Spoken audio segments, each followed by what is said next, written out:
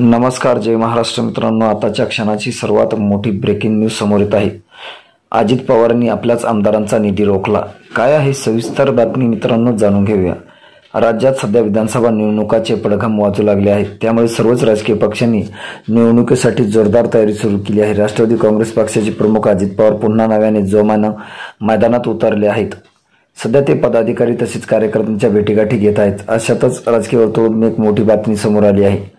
राष्ट्रवादी काँग्रेस पक्षातील काही नेते तसेच आमदार हे शरद पवार गटाच्या संपर्कात असल्याचे अजित पवार यांनी आपल्याच आमदाराचा निधी रोखून धरल्याची माहिती सूत्रांनी दिली आहे. कामांना मंजुरी मिळाल्यानंतर संबंधित आमदारांनी पक्षाबद्दल केल्यास त्यांचा राजकीय फायदा होऊ नये यासाठी अजित पवार खबरदारी घेत असल्याचं कळत आहे. अजित पवार यांच्या या नव्या धोरणामुळे राष्ट्रवादी काँग्रेस पक्षातील आमदारांमध्ये मोठी अस्वस्थता निर्माण झाल्याची चर्चा आहे. तळ्यात मळ्यात असलेल्या राष्ट्रवादीच्या आमदारांची अस्वस्थता निर्माण झाली आहे. आमदारांमधील विविध विकास कामे करण्यासाठी आमदार डीपीसीच्या माध्यमातून निधीची मागणी करीत असतात.